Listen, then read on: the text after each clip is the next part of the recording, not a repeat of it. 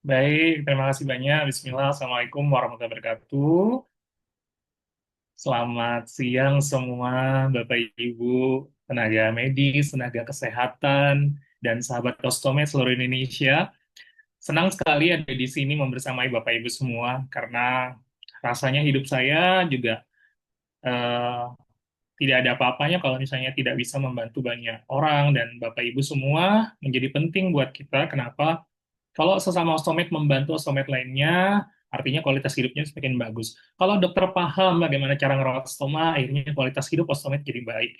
Kalau perawatnya juga paham, juga sama seperti itu. Sehingga kita, sekali lagi saya terima kasih sama WOCare, dan dokter Fajar tentunya sahabat kami yang kemudian selalu konsisten untuk kemudian sharing banyak hal. Saya minta izin untuk sesi ini, saya akan bicara banyak tentang eh, assessment atau pengkajian yang dilakukan dan edukasi pasien untuk mencegah yang namanya MSID. MSID ini adalah sebuah komplikasi peristoma yang kemudian nanti kita banyak bahas apa itu, nanti lebih lebih jelasnya di belakang ya. Oke, Bapak Ibu yang belum kenal, salam kenal, saya Hamka, saya seorang perawat tersertifikasi di perawatan stoma, luka, dan inkontinensi ya, seorang enterostomal therapy nurse yang kemudian mendapatkan rekognisinya dari Konsil Dunia, sehingga kita disebut dengan perawat khusus stoma atau perawat spesialis stoma. Sehingga berbeda dengan perawat pada umumnya. Jadi kalau perawat lulus S1, nurse, maka belum tentu dia paham dengan perawatan stoma. Karena yang kami lakukan ini adalah setelah kami lulus pendidikan, kebetulan saya selesai S2, baru kemudian saya ambil sertifikasi yang kemudian sertifikasinya di tingkat internasional selama 3 bulan, dan kita lakukan di WOCare dengan rekognisi dari Konsil Dunia. Sehingga jangan salah konsultasi tentang stomanya Bapak Ibu ke perawat yang biasa atau ke sejawat lainnya yang belum punya sertifikasi, karena sangat berbeda merawat stoma. Jadi saya sudah punya pengalaman merawat stoma kurang lebih 15 tahun, di mana di perawatan saya sendiri, saya punya praktik mandiri berbasis Fasiankes di 6 cabang di seluruh Kalimantan, dan ada satu di Jawa Timur di Lamongan. Saya juga seorang Presiden Perawat Stoma Indonesia yang kemudian dipilih waktu kita di Vietnam tahun 2014, dan sejak saat itu saya harus harus mengabdikan diri saya kepada Indonesia dan khususnya kepada Ostomed, sehingga wajib membantu mereka selama 24 jam untuk sharing. Dan kita sudah ada di dalam satu grup, di dalam 3 grup sebenarnya. Satu grup telenursing, satu grup SOS Indonesia, satu grup baby stoma, yang kemudian total groupingnya kurang lebih sekitar 1.000 member. Seperti itu ya Bapak Ibu. Saya juga seorang dosen di Fakultas Ilmu Kedokteran dan Kesehatan Masyarakat, Kesehatan di Universitas Lambung Mangkurat, Banjarbaru. Jadi saya di Kalimantan Selatan. Seperti itu. Nah, ini yang membedakan. Jadi kalau misalnya di belakang nama perawat itu ada WOC, ETN, berarti dia adalah seorang stoma nurse. Kalau cuman nurse Hamka Eskep atau nurse Hamka Magister Keperawatan, berarti dia bukan. Dia masih generalis perawat, artinya perawat umum. Sehingga mungkin ada hal yang berbeda ketika sharing tentang kantong stoma, terutama saya yakin sahabat saya Osomex ini pasti bersaksi bahwa masih banyak tenaga kesehatan yang nyuruh pakai kantong kresek karena murah gitu ya. Jangan salahkan mereka karena memang itu batas kemampuan dan pengetahuan mereka.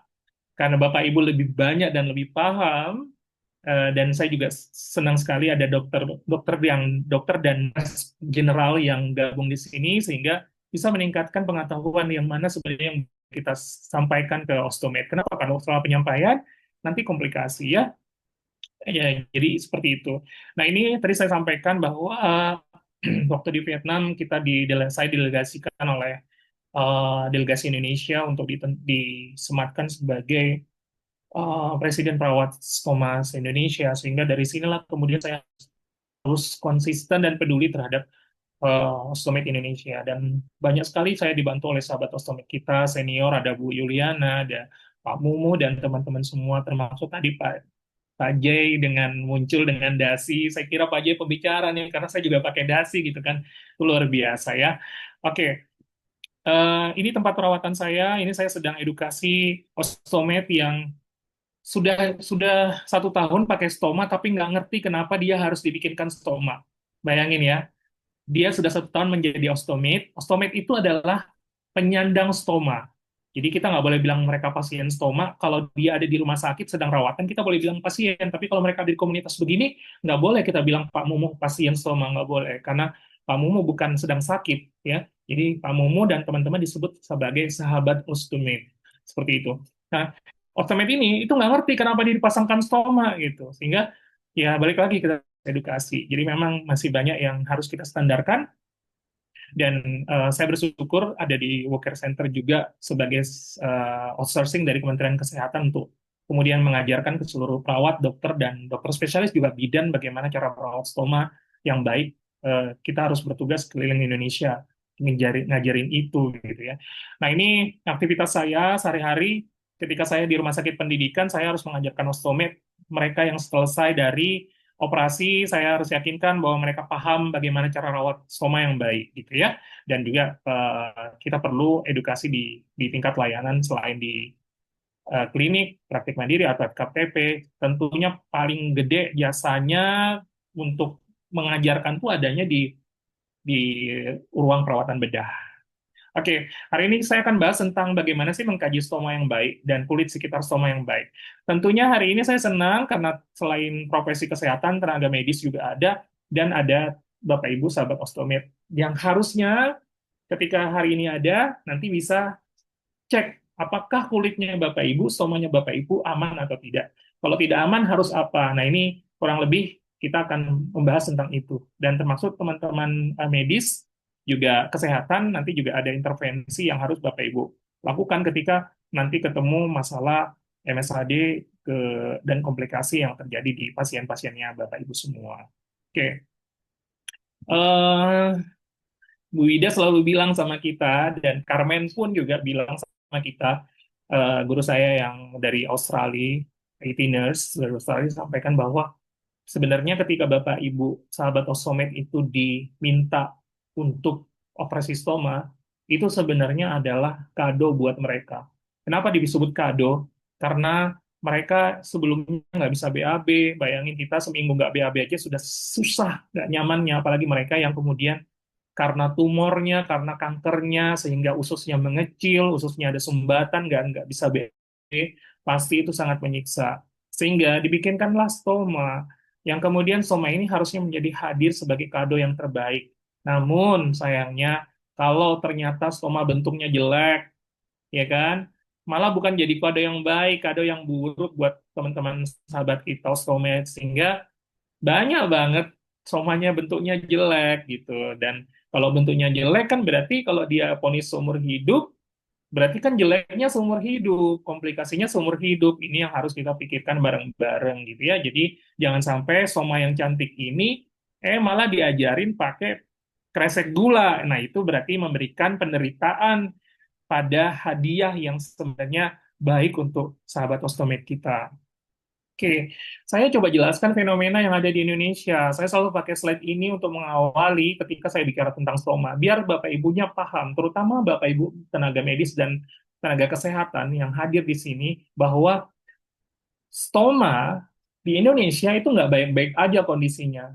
Jadi, data yang saya ambil dari 90 ibu-ibu yang punya bayi stoma, itu mengaku bahwa 13,9% nggak dapat edukasi sebelum operasi. Tiba-tiba anaknya dioperasi aja.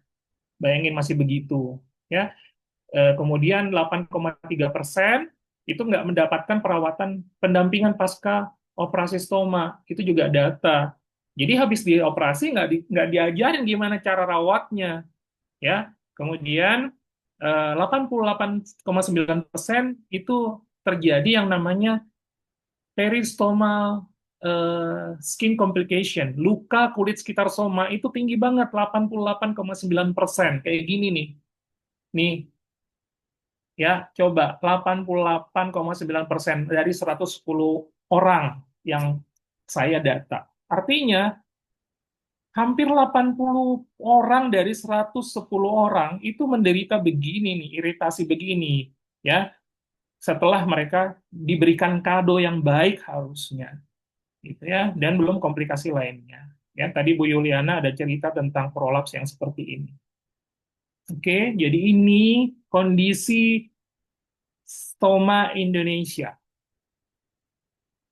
Oke, kita coba bicara tentang dunia. Bagaimana di dunia? Di dunia, kejadian peristomal skin complication atau komplikasi pada kulit sekitar stoma itu kejadiannya juga tinggi, yaitu 36 sampai 73%, ya. Dan ostometnya sering menyangkal. Menyangkal tuh begini, mereka tuh pikir itu tuh gatal-gatal biasa. Padahal bukan gatal-gatal biasa, ya. Gambar yang Bapak Ibu lihat di layar ini itu bukan biasa ini. Ini MSID, ya, Moisture Associated Skin Damage.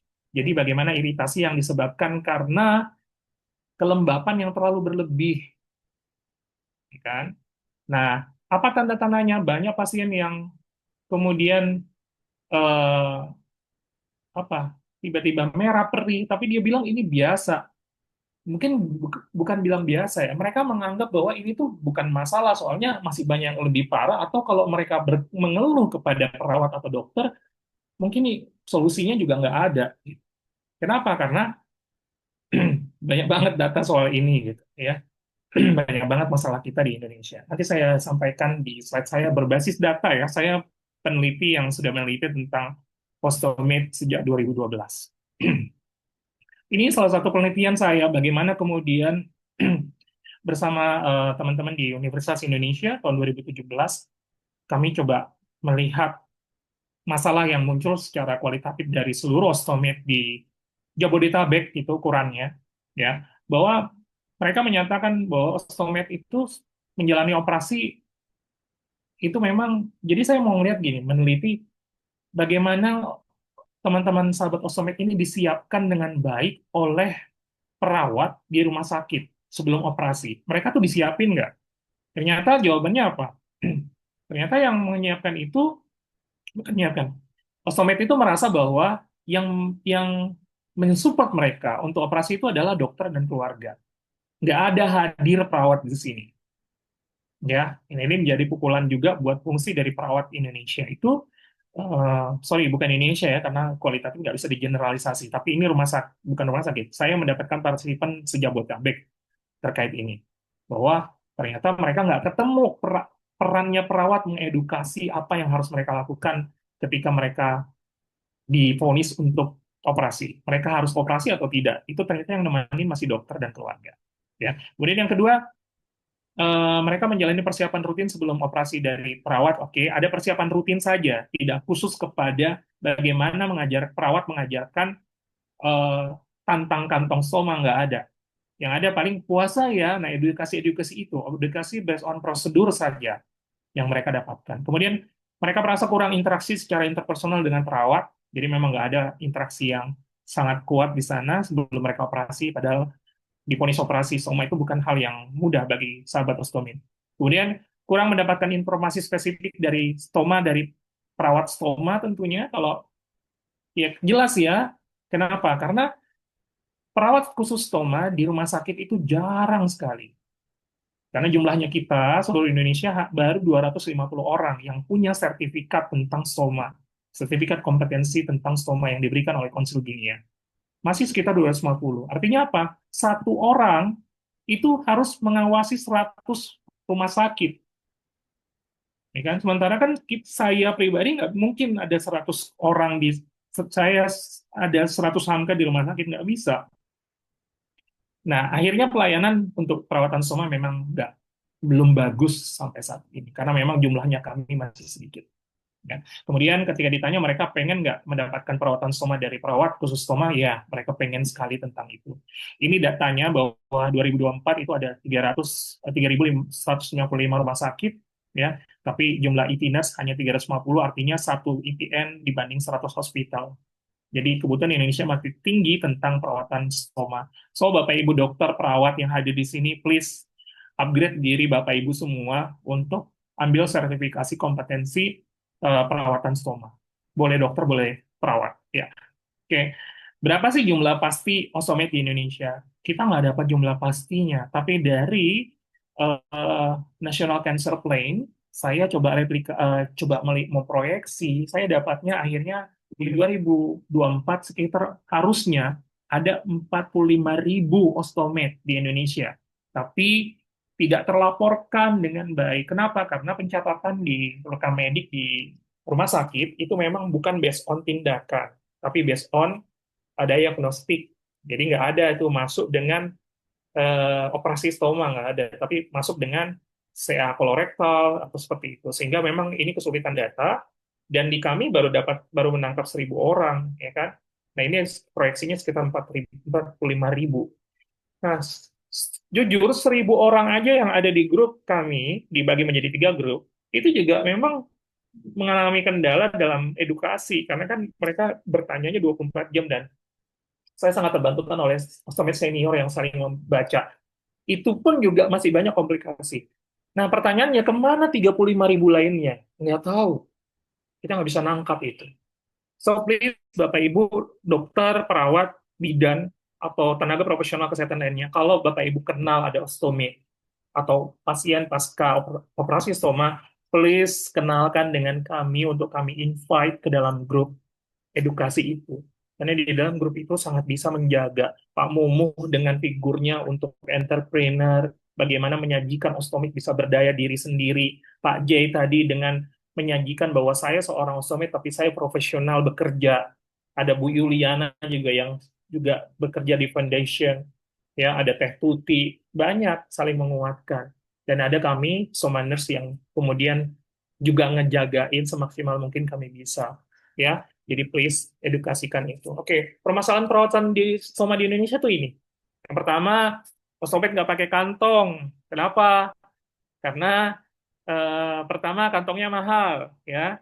Setelah kantongnya mahal, akhirnya perawatnya, dokternya mengedukasi. Kadang-kadang ya banyak temuan dan laporan di saya, dan saya melihat sendiri bahwa mengedukasi pakai kresek aja murah, pakai double tip. Nah itu justru akan mengakibatkan banyak komplikasi yang salah satunya kita akan sharing nanti.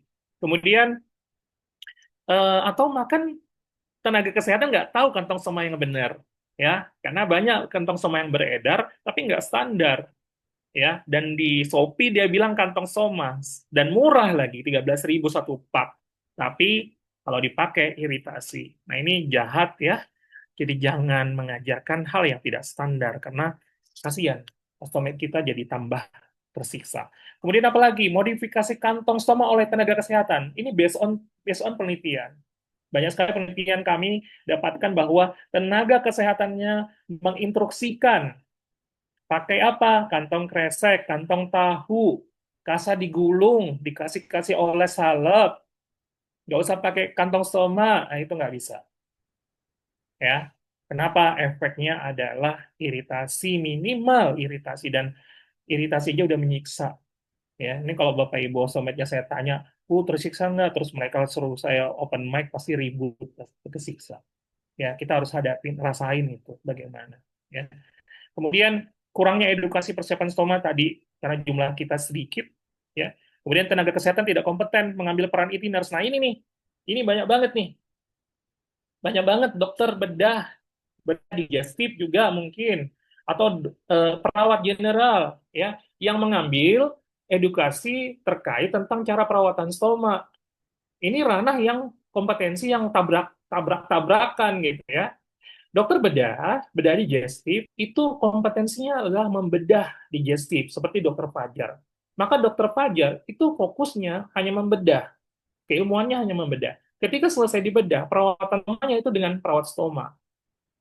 Karena kompetensinya memang begitu, kami perawat stoma. Kami kalau disuruh bedah nggak mampu. Sama ketika dokter Fajar diminta untuk perawatan stoma, dia juga nggak mampu. Kenapa? Karena berdasarkan kompetensi masing-masing. Sehingga please Bapak Ibu yang belum mengambil sertifikasi perawat stoma, kalau ada pasien stoma, konsultasi dengan kami gratis. Kami tuntun. Kami punya seluruh sahabat di Indonesia, meskipun hanya di ibu kota mungkin, atau justru di pelosok, Tapi tadi 1:100 rumah sakit. Sehingga tolong kalau ada yang konsultasi dan Bapak Ibu tenaga kesehatan, tenaga medis belum paham, kontak kami untuk kami kemudian menghandling. Kami bersedia banget untuk sharing ke Bapak Ibu ya, dan itu gratis. Oke. Ini lagi prolaps sama hernia yang bentuknya jelek-jelek tadi itu karena masalahnya satu, nggak di sighting, tidak stoma sighting. Kenapa? Stoma sighting itu kompetensinya perawat stoma. Bagaimana mereka menentukan letak yang baik sebelum dioperasi, dokter bedah digestif itu mengkonsultasikan kepada kami. Nah, Samka, kami mau operasi pasien ini begini, letaknya di sini. Di mana stoma yang baik? Maka kami akan mapping, stomanya kami setting, kemudian kami memberikan dua rekomendasi tepat. Di mana? Di sini dengan di sini, dok. Jadi begitu pasiennya masuk kamar ruang operasi, tinggal belek. Sehingga nggak ada lagi kejadian yang namanya prolaps, ya, karena tempatnya salah, ya, hernia karena tempatnya salah. Ya, tapi di Indonesia susah. Kenapa? Tadi jumlahnya masih sedikit. Ya, well, sekarang kita masuk ke materi. Saya hanya menyajikan Indonesian perspektif itu ya, bahwa begitu Indonesia sekarang. Oke, pengkajian soma dan kulit sekitar soma di fase penyembuhan. Tujuannya pengkajian ini bagaimana kita menilai itu bukan mencari masalah, tetapi mencegah komplikasi lanjutannya. So, kapan yang paling baik untuk mengecek ya stoma pasien atau stomanya kita masing-masing? Yang pertama adalah pasca operasi. Setelah operasi harus ngecek stomanya masing-masing. Bapak Ibu yang dokter, Bapak Ibu yang perawat, pasca operasi 0 sampai 7 hari cek, please cek kondisi pasien stomanya. Jangan takut, yang keluar feses bukan apa-apa kok. Bukan menular, enggak. Ya, silahkan. Bau, iya jelas bau, nggak ada feses yang nggak bau. Dan kabarnya bau feses saya dengan bau fesesnya ostomed itu sama. karena karena saya ngerawat somanya kan juga cium bau dan itu sama bau tai juga gitu. Jadi jangan takut gitu ya. Kemudian masa transisi pulang. Nah, ini perlu dikaji. Apakah kemudian mereka sudah siap pulang? Lihat stomanya, ada iritasi nggak? Jangan dibiarkan pulang kalau ada iritasi. Pulang tanpa edukasi itu jangan. Ya. Saat mereka kontrol rawat jalan, cek lagi. Nah, ini sering banget mereka kontrol nggak dibuka, nggak jangankan dicek, mau ditunjukkan aja kantongnya, mereka kadang nggak mau tenaga kesehatannya, ini juga PR, ya kan? Nah, kenapa saya berani bilang begitu? Banyak soalnya temuannya ya. Kemudian saat pasien mengeluh nyeri, bocor atau merah, nah ini juga harus kita cek. Jangan-jangan memang ada iritasi kulit sekitar soma. Atau setiap pergantian appliance. Appliance itu berarti seluruh perangkat yang digunakan oleh ostomed, kantong lah, aksesoris kah, belt kah, pasta kah, powder kah, itu kalau ada pergantian merek, mereka harus konsultasi dulu biar aman. Karena tidak setiap orang tuh cocok dengan merek yang sama, ya. Makanya kadang bertengkar tuh di grup. Pakai ini aja, jangan pakai ini aja, pakai ini aja. Karena ya tadi masing-masing beda penerimaannya di kulit, ya. Oke. Apa yang perlu kita gaji? Kalau kita ketemu stoma, yang perlu kita kaji, Bapak Ibu perawat bidan, nurse, dan ostomed juga mengkaji masing-masing ya. Yang pertama, bentuk stomanya yang bagus, warna stoma yang benar, dengan ukuran stoma yang baik. Ya, bentuk stoma yang bagus itu bulat seperti ini ya, tidak macam-macam bentuknya. Tapi kalau nanti yang loop seperti angka 8 itu juga bagus. Tapi kalau berot nggak bagus, keluar nggak bagus, ke dalam nggak bagus. Selain bentuknya yang seperti ini cantik. Kemudian apa? Merah muda atau merah bata, cakep dia. Bukan merah pucat, ya, atau merah warnanya satu soma kok. Ada dua warna, ada yang pucat sedikit, ada segar, ini ada masalah. Ya. Kemudian lembab, nggak kering, ya lembab. Kenapa? Karena ada enzim pencernaan yang terus keluar.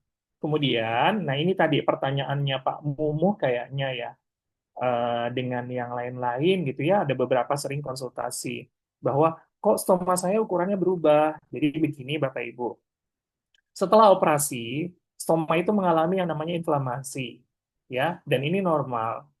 Sehingga ukurannya biasanya membesar di awal. Kemudian dia akan menurun ke bentuk ukuran asli itu setelah 6 sampai 8 minggu pasca operasi. Baru ukuran aslinya di situ. Sehingga Bapak Ibu sering salah. Kenapa? Karena waktu waktu setelah operasi diajarin, ini ukurannya 40 ya.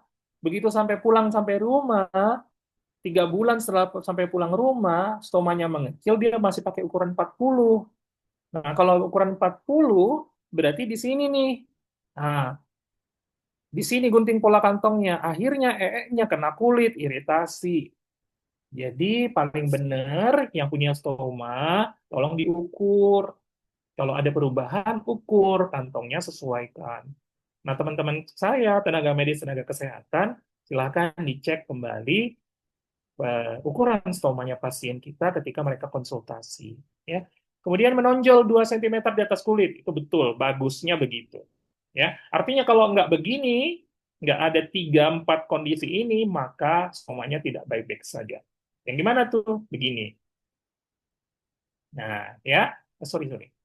Nah, ini. Oke. Ada namanya hernia, ada namanya stenosis, ya, ada prolaps, ada retraksi, ada granuloma. Ini sesuatu yang nggak baik-baik aja. Oke, ini ada A, B, C, D, E. Yuk kita tebak nih, yang mana yang hernia, Bapak Ibu? Ya, udah pada pintar. Coba di kolom chat tuh, yang mana yang hernia, coba. Ya, nah hernia A, B, C, atau D, atau E. Coba aku mau lihat deh. Bapak Ibunya masih sama aku nggak? Boleh minta kontak, boleh. Yuk, Fik, jawabannya apa?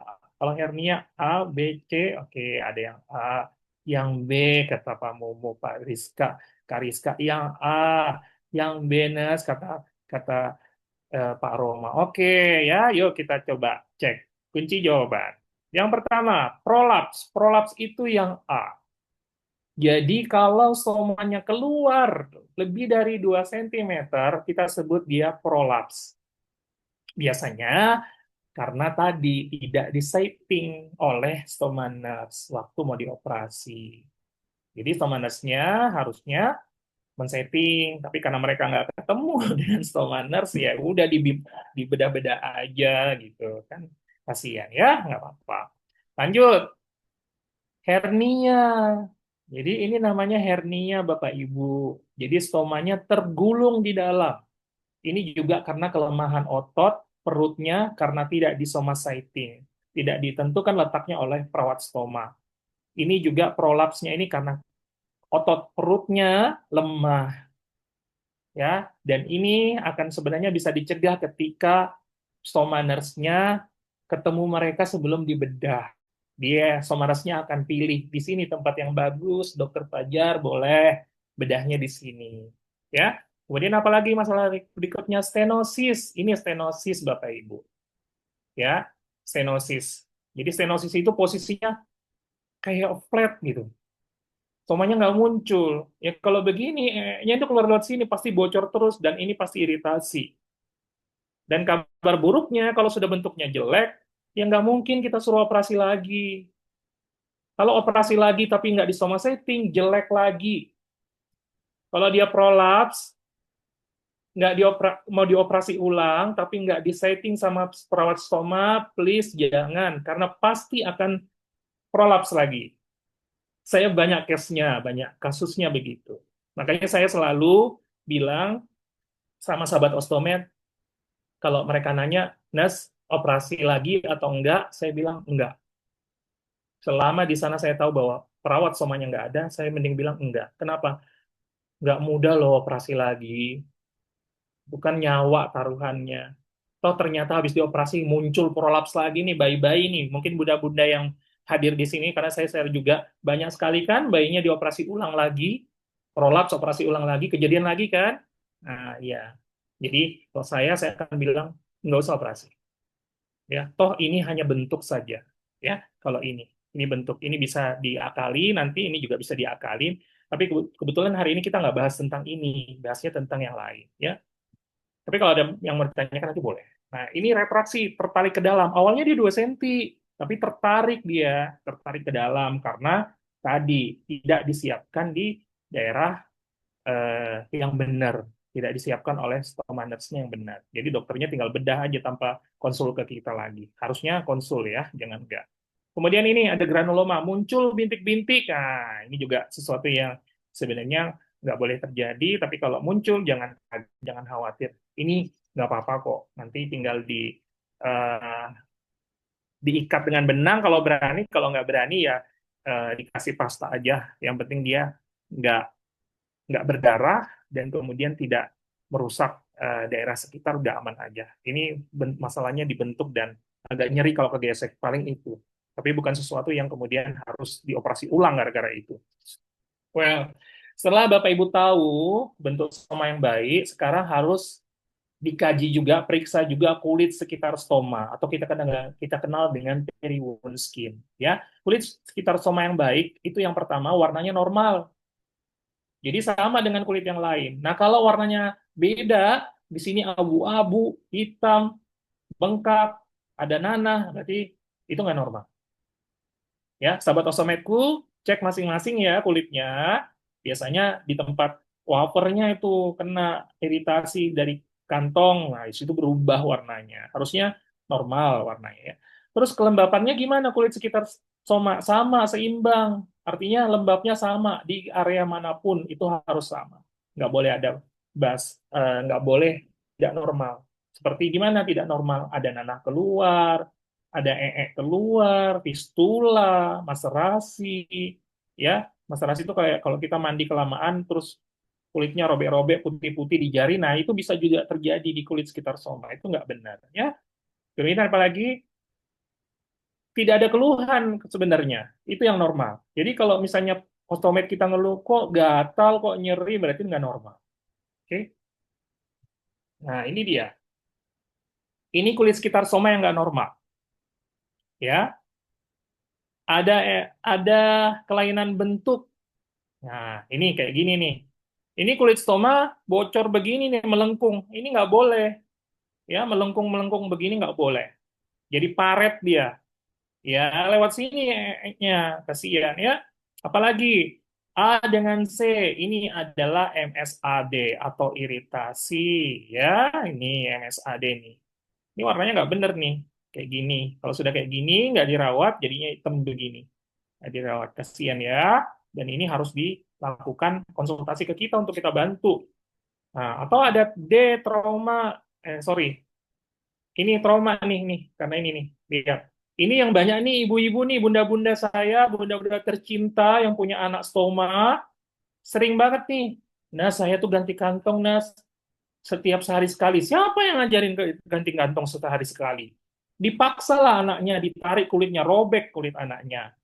Ya, kantong stoma diganti ya kalau sudah bocor wafernya. Ya, jangan dipaksa, anak kulit bayi itu sensitif banget, robek sedikit, kasihan ya. Nah, jadi kalau sudah begini, konsultasi ke kita. Kemudian ini karena luka kronis. Nah, ini hati-hati, cara rawatnya nggak bener, robek lagi dan ini kasihan ya. Saya banyak kasus begini dan ya karena cara perawatan lukanya salah. Oke. So, apa yang harus kita tanyakan ke pasien? Yang pertama, tanyakan seberapa sering bocor. Kalau dia bilang, ya ini kalau tergantung kantong, nurse. Kalau 3 hari kantongnya bocor, ya bocor. Nah, itu pinter soalnya. Tergantung kantong, nurse. 5 hari kadang bocor, iya. Kalau dia bilang, aduh, nurse, saya pasang kantong, sejam bocor, nah, itu pasti ada sesuatu. Ya. Berapa lama appliance-nya dipakai? Nah, ini tadi sudah sama seperti yang saya bilang. Ya, harusnya sih rata-rata kantong itu 3 hari. Ya, bahkan kalau sudah pinter, ostometnya 10 hari. Saya pernah sering ketemu ostomet senior nih, yang senior pada 7 sampai 10 hari itu. Tapi dengan catatan mereka nggak terganggu, nggak ada iritasi dan lain-lain. Mereka sudah tahu celah bagaimana cara pasangnya, cara polanya, itu mereka sudah pintar. Ya, terus tanyakan juga cara melepasnya ngerti nggak? Jangan kayak ibu-ibu saya, bunda-bunda tercinta, kadang mereka paksa tarik. Ya. Terus membersihkan kulitnya, ini juga harus ditanyakan. Jangan ribut pakai NaCl, harus pakai NaCl, nggak usah ribut, nggak ada orang cebok pakai NaCl. Ya, cukup pakai air bersih, guideline internasional memang gitu kok. Ya, jadi yang bilang ini stoma harus steril. Itu yang keluar feses. Itu bukan steril. Jadi ngapain cebok pakai NaCl? Nggak ada guideline-nya begitu. Internasional guideline aja bukan NaCl, Kak. Mereka bilang tap water. Oke. Mending NaCl-nya, uang NaCl 13.000 dibelikan buat kantong, tabung. Jangan Bapak Ibu ngajarinnya harus pakai NaCl. Kasihan mereka ke rumah seumur hidup cebok pakai NaCl. Habis uangnya. Pikirkan itu. Ya. Penggunaan sabun, ini yang benar sabunnya ya, nggak boleh sabun sembarangan. Minimal sabun bayi. Alkohol, boleh nggak digunakan untuk perawatan semua? Nggak boleh. Tisu basah, boleh nggak? Boleh, tapi yang non-alkohol. Ya, ini yang digunakan. Ya. Kemudian, perhatikan banyak sekali iritasi berasal dari kesalahan teknik, bukan dari alatnya. Ya, oke. Nah, ini saya minta tolong Bapak Ibu dokter, perawat bidan, silakan di-scan. Ini adalah tools assessment untuk pengkajian berbasis kulit sekitar soma. Jadi nanti ada klasifikasinya. Ya, silakan aja dikaji yang jelas. Kalau dia tidak merah, tidak perih, tidak basah, berarti tidak ada masalah. Ya, semoga ini bisa membantu karena waktu saya nggak banyak, jadi saya titip aja untuk di-scan nanti ya. Kemudian kita lanjut. Jadi MSAD itu sebenarnya MSAD itu adalah iritasi yang diakibatkan dari cairan jadi kelembapan yang terlalu lembab kulit sekitar soma. Bisa jadi kenapa terlalu lembab? Karena nya ngetem di situ, stay di situ karena kantongnya tidak cukup mampu menjaga cairannya. Jadi biasanya 72% orang sahabat kosmet kita akan mengalami yang hal tersebut. Nah ini ya, jadi ceritanya Bapak Ibu, ini gambar. Kalau di kulitnya pasien itu beresiko kena cairan, atau urin kalau di urostomi, belum tadi enzim dari pencernaan, belum lagi keringatnya, belum lagi tertutup karena kantongnya, maka yang terjadi adalah overhidrasi stratum corneum. Jadi lapisan kulit paling atas itu tiba-tiba jadi lembab dan robek atau maserasi. Ya, diawali dari apa? Dari hancurnya pH kulit. Saya selalu bilang cairan feses, cairan cairan urin itu toksik atau racun untuk kulit. 2 jam kena kulit dibiarkan langsung pH-nya berubah. Kalau pH-nya berubah gimana? Ya berarti kerusakan kulitnya terjadi. Kalau kulitnya rusak berarti perlindungannya nggak ada. Kalau perlindungannya nggak ada berarti kena kotor, infeksi lagi ya. Terjadilah yang namanya MSAD. Ya, begitu ya. Nah, jadi penyebab terbanyaknya karena tidak menggunakan kantong yang tepat atau tidak tahu cara membuat pola kantong soma yang sesuai. Ini adalah hasil temuan riset terbanyak saya penyebab dari iritasi di Indonesia. Oke, nih ya kayak gini ya. Nih siapa nih yang begini? Ini sedang tidak baik-baik saja. So, harus apa kalau kayak gitu tadi MSAD? Yang pertama, cari penyebab iritasinya. Kita cari penyebabnya. Kalau ternyata penyebab iritasinya karena kantong yang salah, ganti. Ya, ini kantong yang benar. Close end, one piece, two piece. Ini yang benar. Wafernya harus hidrokoloid. Wafernya harus hidrokoloid. Mau dia transparan, mau dia opak, wafernya harus hidrokoloid. Ya, ada yang nggak benar kok. Ini yang nggak benar. Ya, Bapak Ibu. Yang nggak benar tuh begini. Kantongnya stiker. Ini stiker buat motor, bukan buat kulit.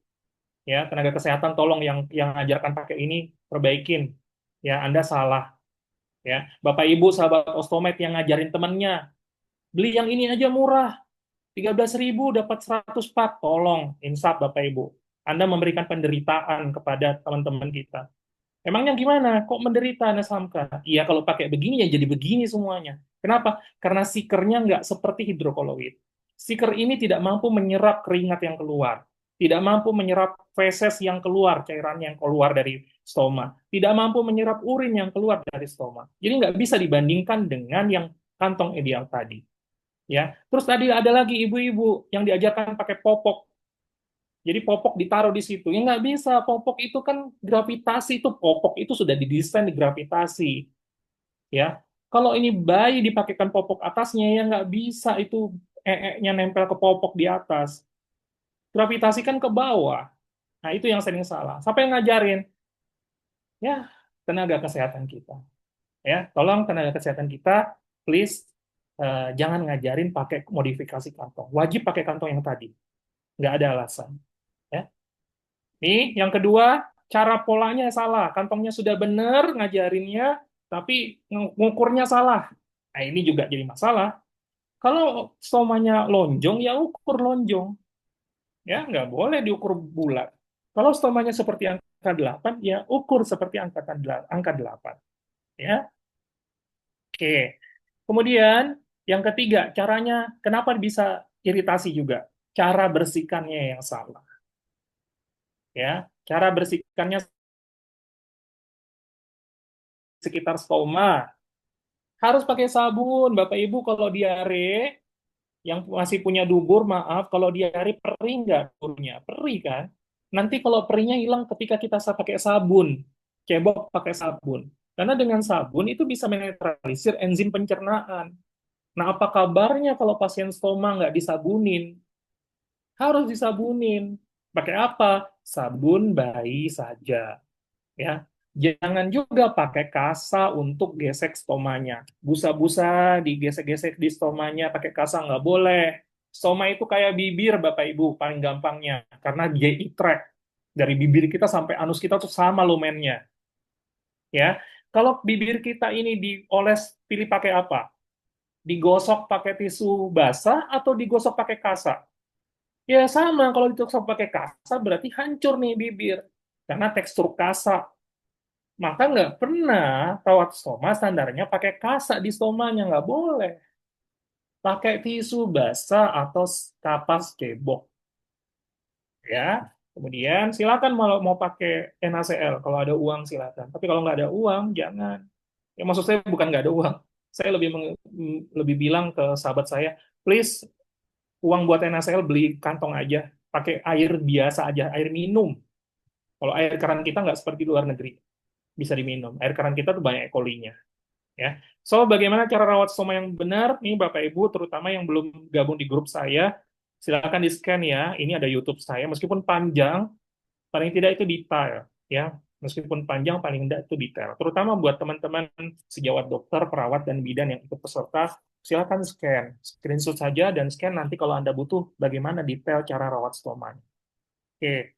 Nah, ini yang penting terakhir. Terus penata laksananya gimana kalau sudah MSID? Ya, kita pakai yang namanya skin barrier. Skin barrier itu jenisnya banyak. Ada yang bentuknya skin barrier begini, ada yang zinc cream, ya, ada yang stoma powder, ada stoma pasta.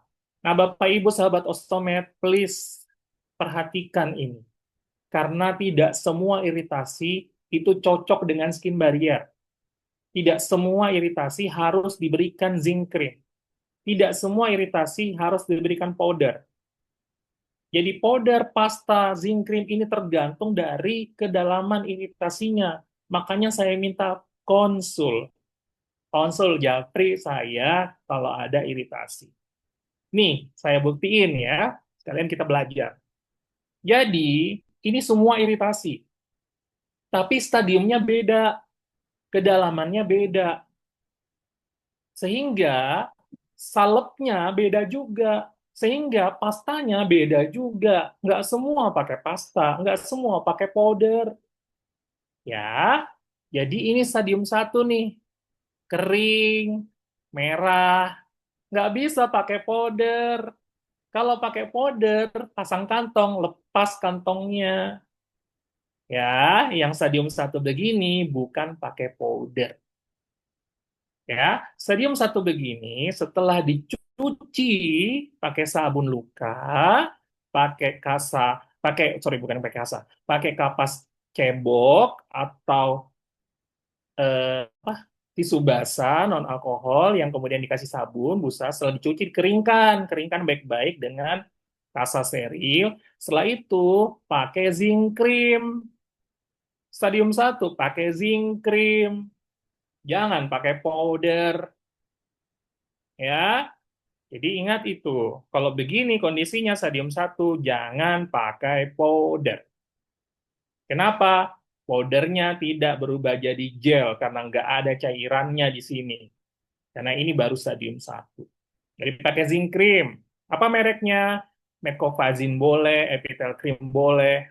tapi berbasis zinc. Kemudian diberikan tipis, kemudian ditiup sampai kemudian kering. Setelah ditiup kering, baru pasang kantong. Itu yang benar. Oke, kalau nggak ada zinc cream gimana, Nas? Boleh pakai kantong stoma saja. Karena hidrokoloid atau wafer kantong itu juga obat luka. Nah, permasalahannya pastikan ukurnya benar. Kalau ukurnya kelebihan, ya udah nya nggak masuk kantong, nya ngetem di kulit. Itu yang sering terjadi. Jadi stadium 1 boleh tanpa zinc cream langsung pasang kantong, tapi please ini harus tertutup yang iritasinya dengan kantong, dengan wafer kantong. Karena wafer kantong atau perekatnya hidrokoloid mampu menjaga luka. Oke, stadium 2 tuh kayak gini nih. Udah mulai dalam robek nih. Robek, terkelupas, dan lembab. Kalau stadium 2 begini, nih sama ini baru pakai powder, baru pakai pasta, nggak boleh, nggak pakai apa-apa. Saat powdernya ketemu dengan cairan, dia berubah menjadi gel, ya, yang menjaga kelembapan dan dia merekat dengan kantong. Jadi harus benar, ya. Jadi boleh pakai pasta, boleh pakai powder stoma. Oke? Oke, setelah itu pasang kantong. Nah, kalau stadium 4, nih bocor begini, ya, ada nanah keluar atau keluar, jangan diapa-apain ya, konsul dengan stoma nurse. Japri saya akan hubungi teman-teman saya terdekat. Ya, semoga ada. Kalau nggak ada, saya akan tuntut pelan-pelan. Dan ini perlu penanganan khusus, nggak bisa perawat biasa, nggak bisa dokter yang belum sertifikasi stoma. Karena ini kita harus backup, perlu dressing-dressing yang lain, dan kadang kita pakai yang namanya eh, apa namanya parcel dressing. Jadi konsultasi itu penting ya. Jadi yang boleh dilakukan sendiri stadium 1, 2, 3 silahkan rawat sendiri, tapi tetap observasi dari kami. Konsul ya. Oke, ini perawatan kami yang kami lakukan ya. Kemudian bisa sembuh lagi ya. 4 hari juga sembuh. Ini hasil anak-anak kami yang kami rawat dari jauh. Mereka yang rawat ibunya ya, hanya dengan dampingan virtual bisa sembuh. Yang penting benar ya, didampingin. Nih perawatan luka, ibu-ibunya merawat bayinya ya, 9 hari selesai. Yang penting didampingin dengan stoma nurse ya. Ini hasilnya perawatan kami juga. Ini semuanya bisa sembuh. Nah, ini ya kasus ini ya. Sorry. Nah, ini kasusnya terbelah ya karena rawatnya nggak bagus di rumah sakit. Akhirnya di sense. Ya udah dia keluar rumah sakit. Kenapa keluar rumah sakit? Karena dia nggak mau dijahit, nggak mau dioperasi lagi. Karena operasi lagi begini lagi. Karena ini sudah operasi ketiga. Bolak-balik operasi nggak gagal terus rawatnya. Karena cara rawatnya nggak benar. Tadi bukan perawat stoma yang rawat. Akhirnya kami rawat di rumah. Sekarang sudah sorry, ini bukan di rumah. Saya ajarin aja. Ini anaknya yang rawat. Karena dia ada di Sumatera, saya di Kalimantan. Saya ajarin bagaimana cara rawat dan sembuh. Hanya dengan orang awam, tapi kami mengedukasi, menjagain. Setiap 3 hari sekali WA konsul, kami layanin. Dan ini gratis demi kualitas hidupnya mereka. Oke, sekarang ya sudah sembuh. Oke. Ini juga bayi kondisinya setelah ditutup, malah rawatnya nggak bener. Nah, ini juga akhirnya jadi stoma lagi. Nah, ini juga nggak bener ya. Kasihan.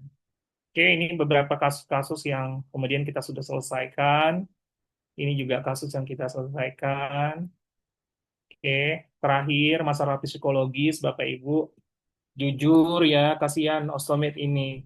Udah masalah fisiknya begitu, pakai kantongnya juga salah-salahan, bau. Nah, itu mereka dapat stigma, ada depresi, kecemasan.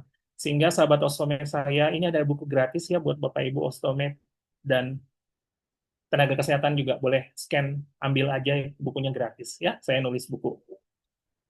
Oke. Udah azan tapi saya cepat ya. Ini bendera kami SOS. Oke, selesai saya Bapak Ibu. Saya cuma mengingatkan bahwa eh, tahun ini Oktober kita akan ketemu lagi Stomach Care Week di Bogor. Ayo datang perawat, dokter bidan belajar lagi dan karena di sana ada seluruh ostomed datang juga dan kita sharing session dengan penderita juga, sorry, ostomed sahabat ostomed juga profesional kesehatan. Oke, itu aja dari saya. Terima kasih banyak. Saya kembalikan Kak Ulis. Oke, baik. Wah, luar biasa sekali Nurse Hamka yang sudah memberikan ilmu-ilmunya tadi. Kasus-kasusnya juga sangat luar biasa. Jadi Bapak Ibu, kita beri applause juga nih untuk Nurse Hamka. Luar biasa, mantap. Oke, Bapak Ibu, kita masuk kepada sesi tanya jawab. Di sini sudah banyak beberapa pertanyaan ya nih Samka dari para ostomed, para sahabat ostomed juga dan para nakesnya juga jangan kalah nih ya. Ini juga tadi ada Pak Irfan, apakah ada chatnya nih Samka? Saya akan tunjukkan untuk ininya kasusnya nih ya. Oke, mungkin bisa langsung didiskusikan nih ya. Silakan Samka. Oke, Pak Irfan lagi ada di sini nggak? Kalau ada boleh open mic Pak, biar clear. Masih standby nggak? Ini kan memang colitis TB usus ya. Jadi kita nggak melihat penyebab, kalau melihat perawatan nggak melihat penyebab, tapi melihat efek. Oke, apapun sebabnya, kalau ada fistula yang terjadi, fistula berbeda dengan Hanya luka hadir, biasa. Pak. Oke, Pak Pak Irfan, ini fistula. Kalau Pak Irfan bilang fistula, berarti yang keluar dari sini feses ya, ya. Iya, iya, Pak. Oke, kalau fistula, Pak Irfan, memang ini tidak bisa diintervensi sendirian. Tidak bisa saya bantu Pak Irfan dari jarak jauh, nggak bisa. Karena ini ada skill khusus yang harus dimasukkan ke dalam sini, balutan, seperti kalsium alginat, atau mereka justru dibikinkan partial dressing. Jadi Pak Irfan, setelah ini, mungkin Pak Irfan di Bandung ya? Iya, Pak. Di Bandung saya, Pak. Ya, Pak Irfan, setelah ini nanti saya kasihkan Somaners terdekat di Bandung ya. Rasanya Alhamdulillah, teman-teman siap. Walker nanti banyak, juga ada yang di Bandung, alumnus, kita kasih. Jadi biar datang langsung nanti bantuin Pak Irfan, karena ini beda banget kasusnya dengan yang biasa. Ya, jadi Baik, mungkin Pak. begitu. Makasih, Pak. Ya, punten ya Pak, nanti kita lebih lanjut. Nanti boleh chat saya juga boleh. Ya, oke, makasih Kak Terima Ulis. banyak, Pak. Ya, Pak Irfan. Assalamualaikum. Oke, Ah, baik. Nanti mungkin bisa, karena di kasusnya juga lumayan ya, Nurse Hamka ya, mungkin bisa ya, nanti langsung chat Nurse Hamka, atau nanti akan juga saya share juga nomor adminnya juga nih, biar bisa langsung berdiskusi. boleh. Baik, saya lanjutkan. Ini ada dari Ibu Yuliana lagi. Nah, maaf nurse ganteng. Wah nih Ibu Yulena bisa aja nih. Stoma aku prolaps bukan karena waktu mau operasi tidak dilakukan stoma sighting. Kehormatan buat aku yang melakukan stoma sighting adalah nurse Wida Cantik. Stoma aku jadi prolaps karena aku ikut aerobik, angkat barang-barang berat, tidak pakai korset. Jadi prolaps bukan hanya karena tidak dilakukan stoma sighting, tapi ada hal-hal lain yang dilakukan ostomed bersangkutan. Maaf ya ganteng, cuma nambahin aja. Oh iya, aku setuju Kak Ulis dengan ibu kita tercinta. Jadi Bu Yuli ini nggak prolaps setelah operasi. Kenapa? Karena memang sudah disetting. Tapi sudah puluhan tahun ini udah masuk ke tahun ke-16, misalnya pakai stoma, aku baru prolaps. Iya, karena otot perutnya Bu Yuli sudah kendor, sudah tua. Ya, makanya sahabat-sahabat ostomed, tadi Kang Pajai juga tanya, kita boleh olahraga nggak? Boleh, tapi olahraganya kalau bisa jangan yang menguras energi otot perut. Kenapa? Kalau energi otot perut, kalau perut kita sudah nggak bagus ototnya, sudah tua, disuruh angkat galon, jeblek keluar dia stomanya. Namanya prolaps. Jadi ini murni karena otot perutnya Bunda Yuli memang sudah lemah karena usia.